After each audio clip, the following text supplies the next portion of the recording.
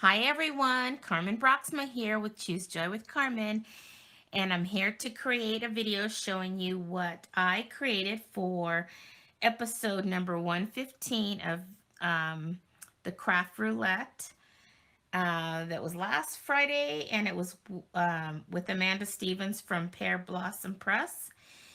And so basically the project had to be diagonal cut. The colors had to be sky view, so I guess whatever colors you think about when you look up in the sky. And then the element had to be a farm of some sort, and the random had to be partial image. So I wanted to show you the products that I used. So I'm using this Ladybug punch from Stampin' Up! That I love. And I'm going to be using this paper that was the All Together from Stampin' Up! Had some really cool images in here, and it was all together because it had the hands. Let's see if you can see this one. This one tells me more about being all together. So I'm using that, using Daffodil Delight, using the black ink, the tuxedo, the tuxedo black, and then I'm using this stamp set, the Honeybee. So you're probably wondering, wow, she's going to use a ladybug, and those colors don't sound like a ladybug. So what I'm doing is, for my element of a farm, I'm creating a bee farm. And you can make a bee with this ladybug punch, and I'll show you that. So let me pull in the card and show you what I did. So first of all, I took this paper that was in this paper pack, and what I liked about it is I've seen the bee created in various ways with different black and white striped paper. But what I loved about this one is that the stripes were not like uniform, and I liked that. I thought that was pretty cool. So what I did is I basically punched out just the body, and then I went ahead and colored it in with my Stamping Blends, which is the Daffodil Delight. And I used both the light and the dark, and I did some shading, and I colored that in. But then I cut off the head, punched another body with just the black, and then punched the wings with vellum to give it that translucent look. And then let me show you what I did to make my diagonal cuts. That's always a challenge for me. And so it took me a little bit to figure it out for myself. So what I did is I took a piece of basic white cardstock and I put it in my cutter like this. And what I'm basically going to do is I'm going to put this point here. I'm going to work on these 2 points as far as where I'm lining them up in the trimmer. So I'm putting that top point at the 1 inch line, and this is the 1 inch line. I don't know if you can see that. I can see if I could try to get in closer here. Let's see if I can get in a little closer. Hopefully that's not too close where it's blurry. But basically this point I lined up with the 1 inch, and then this point down here I lined up with the 2 inch. So there's the 2 inch there. And then you kind of hold that and then line up that first point with the 1 inch.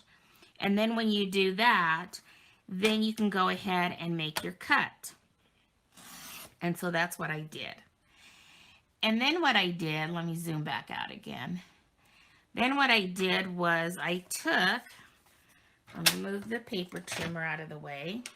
I took basically that, and I kind of um, you know, lined it up down here at the bottom part. And then that way, when I put it back in, I kind of knew how I had to cut to get that line. So then I just lined it up based on that. And then what I did was that middle piece that you cut out, I took off like 1/8 of an inch on both ends because I wanted to have this frame, this black frame. So basically, I didn't mat each of these pieces.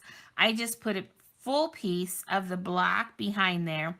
Then when I adhered these down, then you can see the black through there, which looks like they're individually matted, but they're not. So then what I did was I took a retired Stampin' Up! Like honeybee embossing folder, and on this top piece here, I basically, so this is the front side where the label is. I turned it over and I inked it up with my ink with the Daffodil Delight, and I basically just inked it up like this. I'm not going to do it now, but I did that. Then I took the piece that I wanted, which was this, and I wanted this to be the front side because see, this is wider on this side. Turned it over in there so that the front was against where I inked up, closed it up, and then turned it over again to run it through the die cut and embossing machine. So that way I would get this look right here. But I didn't want that look also down here. So what I did there is I just kind of, then I cleaned off my embossing folder, and then I ran the bottom piece through with just the basic white. But then I took my sponge dauber and inked it up in the Daffodil Delight, and I went ahead and sponged around the edges. So then that way I got a little different look for the bottom. It still has the hexagon beehive look, but it's not as solid yellow as this top part up here. So I wanted that different look. And then what I did with the middle piece is I just randomly stamped this bee right here in the tuxedo black. And so basically that's going to meet my parameters of a partial image because I stamped him off of the edges. So that's my partial images there. So we've got the partial image taken care of. We've got the diagonals, and even if you think about it, I really didn't have to cut the paper. I could have just used, hexagons because that they all have, or even just the folder, right? Because there's diagonals in the embossing folder. But I thought this was very cute, so I'm glad I decided to go this route. And then the sky view, well, when you look up at the sky, when the sun's out, I think about yellow. So that's why I chose the Daffodil Delight. So, and then of course the farm was the honeybee farm. And then so what I did also is I stamped this like 5 times and die cut it out because there's a die cut that matches it. And the ones that I die cut out is the ones I colored in with both, again, with the 2 stamping blends, the Daffodil Delight Light and Dark. Colored in the body, and then, so I popped up the mama, I'm calling this the mama bee. I'm calling these the baby bees. So I popped them all up. Everything else is adhered flat. Then I went ahead and also put some, what is it called? Oh gosh, the Winkostella. Left my mind there for a moment. My goodness, I can't even talk. And I colored the wings of these little baby ones that I colored in.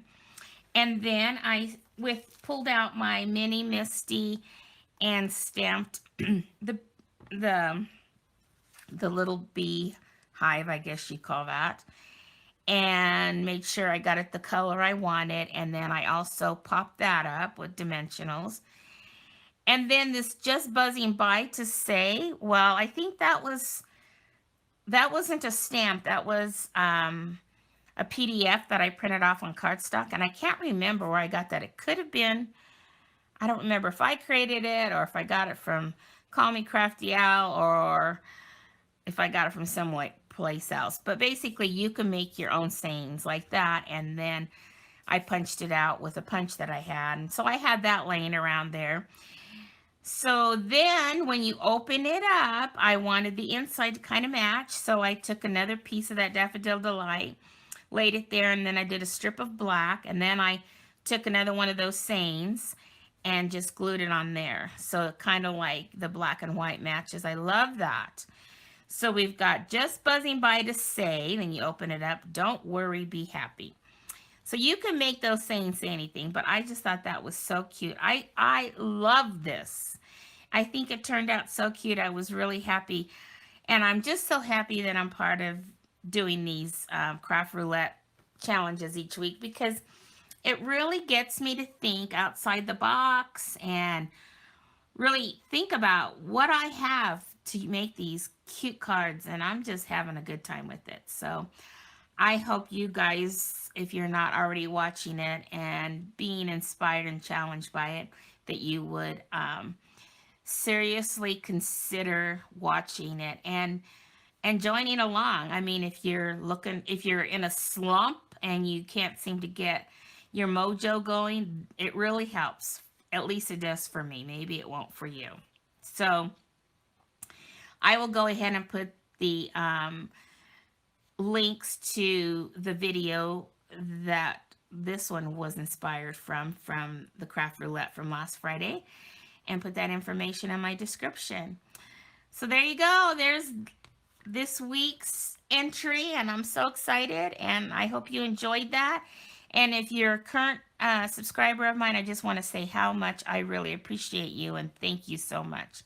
And if this is the first time to my channel, I would really appreciate it if you would share my videos, give me a thumbs up if you liked it, and subscribe to my channel. It really helps my channel grow, and it helps getting it out there to other people. So, alrighty then. Well, you all have a great weekend, and I'm looking forward to tomorrow night's craft roulette. See you all later. Bye-bye.